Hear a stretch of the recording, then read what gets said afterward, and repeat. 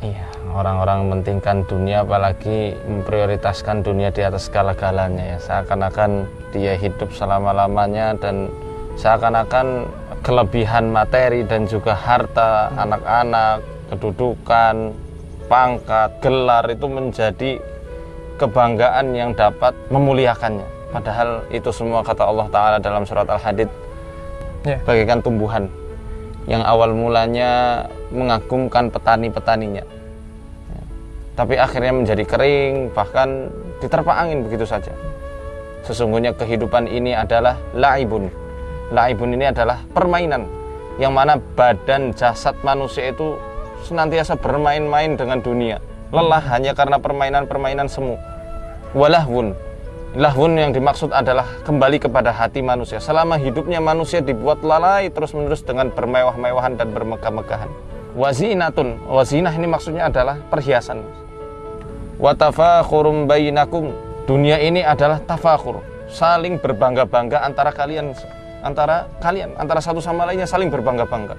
Allah Ta'ala akan berfirman dalam surat At-Takatsur yang mungkin semua dari teman-teman juga sudah menghafalnya. Alhaakumut takatsur hatta zurtumul maqabir. Alhaakumut takatsur. Takatsur ini artinya adalah apa tadi? Banyak-banyakan, bermewah-mewahan. Bermewah-mewahan dalam segi dunia telah melalaikan kalian. Hatta zurtumul maqabir, sampai kalian itu masuk ke dalam liang lahat. Baru nanti sampai liang lahat baru sadar. Oh iya ya, selama ini aku hidup ngapain aja itu. Aku hidup ngapain aja. Yang terpenting dalam hidup ini juga, Mas, apa yang kita peruntukkan kepada sesama kita. Makanya Nabi SAW bersabda, khairun nasi anfa'uhum linnas. Sebaik-baik manusia adalah yang paling bermanfaat di antara mereka, ya, di antara manusia lainnya. Manusia yang paling bermanfaat bagi manusia lainnya. As'adun nasi man as'adan nasa. Manusia paling bahagia adalah manusia yang membahagiakan orang lain. Karena kita bisa lihat matahari, kenapa Allah sampai muliakan namanya, dijadikan satu surat Asy-Syams. Padahal matahari punya api. Api karakter dan tabiatnya membakar. Karena matahari itu tidak membangga-banggakan apa yang dia punya. Dia tidak membanggakan apinya, tapi menyalurkan kemanfaatannya.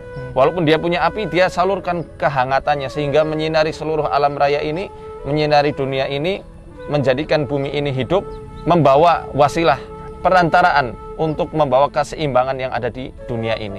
Tanaman-tanaman jadi hidup, pohon-pohonan jadi berbuah. Itulah matahari. Dia punya api, tapi tidak sombong dengan apinya. Dia besar, tapi tidak sombong dengan kebesarannya, senantiasa menyapa seluruh alam ini setiap paginya dengan kehangatannya. Bahwa Anda mengatakan, Pak, mati itu sakit. Apa yang Anda rasakan waktu itu? Rasa dada sesak, itu sakitnya tuh seperti ditusuk pedang, terus seperti kulit binatang dikuliti hidup-hidup. Sakit sekali waktu itu rasanya. Sakit sekali. Terus di dada saya terasa sesak.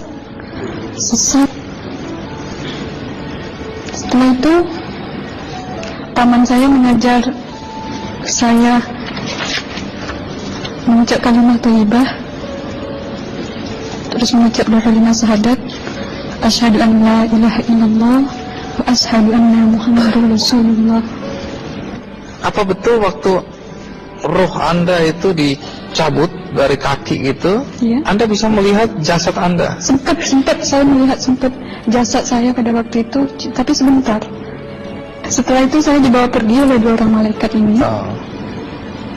Dan pada waktu itu saya ingin ketemu sama ayah saya. Kebetulan ayah saya sudah meninggal. Dan suatu ayah saya meninggal, dia berusia 55 tahun. Setelah saya ketemu di sana, dia tuh berusia muda. Kok muda? Berusia 17 sampai 20 saya perkira. Anda sempat ngobrol dengan ayah? Sempat. Apa yang Anda sampaikan? Waktu itu ayah nangis. Ayah saya bilang, kenapa kamu kesini nak? Pulanglah, di rumah tidak ada orang. Kasihan buat ibumu dan adik-adikmu. Tidak ayah, janjiku sama Allah sudah sampai. Dan pada waktu itu ayah saya menangis. Lalu apa yang dia ucapkan? Diam aja dia, tersilang. Kembali ke malaikat tadi, bentuk yang Anda lihat seperti apa malaikat ini? Dia ini laki-laki. Tapi mukanya sama semua. Berapa malaikat? 2. 2. Iya. Fisiknya seperti apa? Seperti berserban, berpakaian ihram, mukanya sama. Wajahnya seperti apa? Wajahnya sulit saya gambarkan. Yang jelas dia ini sama. Dua-dua itu sama rupanya. Apakah ada ucapan dari 2 sosok yang Anda anggap malaikat itu? Ada. Apa kata mereka? Waktu itu saya mengalami perjalanan spiritual. Saya disoal oleh malaikat itu dengan sebutan Ma ayyutuka, siapa Tuhanmu, katanya. Waktu itu ruh saya menjawab, Tuhanku adalah Allah. Siapa pemimpinmu? Pemimpinku adalah Nabi Muhammad Sallallahu Alaihi Wasallam. Mana kiblatmu? Kiblatku adalah Ka'bah. Siapa kedua orang tuamu? Siapa saudara maramu? Terus saya diperjalankan. Setelah itu kedua orang malaikat ini memimpin tangan saya, tangan kiri saya, membawa saya ke satu tempat, menduduki saya di sebuah kursi. Pada waktu itu kursinya tuh empuk, mungkin 8 busanya ya, cantik. Terus di sana saya duduk di sebelah kanan saya ada tiba-tiba berwujud seorang perempuan. Dia mengaku Amal. Kamu siapa? Saya, aku adalah amalmu semasa kamu hidup di atas dunia. Dan selama kamu di sini, saya akan menemanimu sampai yaumul akhir, itu katanya. Dan pada waktu itu saya melihat perempuan-perempuan solehah berpakaian muslimah, berkerudung, mencium pipi kanan, pipi kiri. Mungkin salam perkenalan pertama waktu menduduki di situ. Setelah itu saya dihijrahkan lagi, dibawa oleh 2 orang malaikat ini lagi, melihat dosa-dosa besar ya. Di sana saya diperlihatkan ada seorang laki-laki memikul besi di bahunya. Saya perkirakan besi itu mungkin beratnya tuh berton kali ya. Berat sekali ya. Berat sekali. Terus dia berjalan nggak sampai ke tujuannya.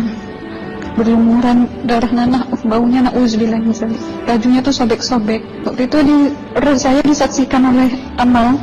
Saya tanya kepada Amal, ruh tanya sama Amal, wahai amalku, dosa apakah yang manusia ini lakukan sewaktu ia hidup di atas dunia? Amal menjawab pada waktu itu, sewaktu manusia ini di atas dunia, dia ini adalah menyantet orang, menemuh orang, sehingga dia berjalan nggak sampai yaumul akhir, katanya. Yang kedua, saya melihat ada seorang laki-laki saling bunuh-membunuh. Sebentar kayak gitu lagi. Sewaktu manusia ini hidup di atas dunia, dia adalah seorang pembunuh, hingga dia tidak mau bertanggung jawab terhadap orang yang dibunuhnya. Terus yang ketiga, saya melihat ada seorang laki-laki dihujam kemaluannya pakai besi panas, timah panas itu ya, hingga menembus. Waktu itu roh bilang sama Amal, wahai amalku, dosa apakah yang manusia ini hidup di atas dunia? Amal waktu itu menjawab, suatu manusia ini hidup di atas dunia, manusia ini adalah seorang perzina. Setelah itu saya melihat ada seorang laki-laki dihujam kemaluannya pakai besi panas, timah panas itu ya, hingga menembus.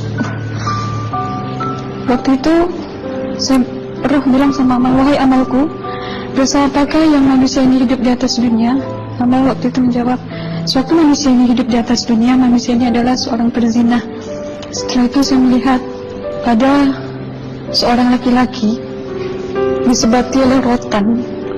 Rotannya itu menyebati kulitnya tuh hingga lepas daging sama kulitnya.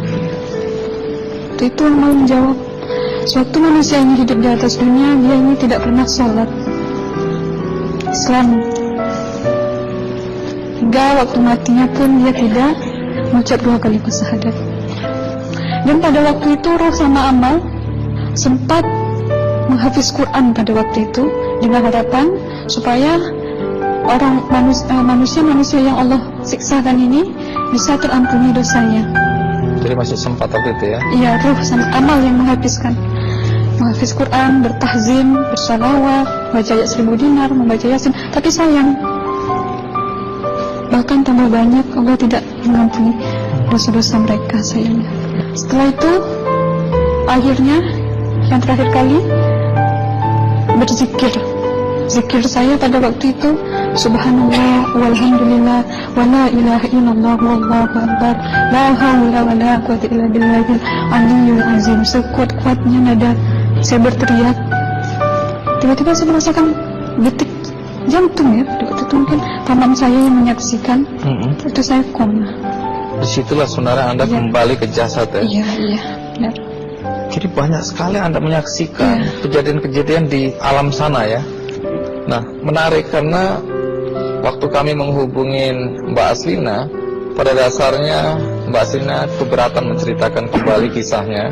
Tapi kalau toh akhirnya Anda mau sampai di sini dan Anda sudah bercerita, apa harapan Anda pada orang-orang yang mendengarkan kisah ini? Ya, harapan saya pertama, ya lebih banyak mumpung menyambut puasa ya, lebih banyak mendekat diri aja sama Allah, perbanyakkan amalan soleh, perbanyakkan zikir, perbanyakkan sholawat, baca Quran, dan sebagainya. Itu harapan Anda ya? Iya. Baik, terima kasih Mbak Aslina ya, sudah datang dari Bengkalis untuk menceritakan kisah ini.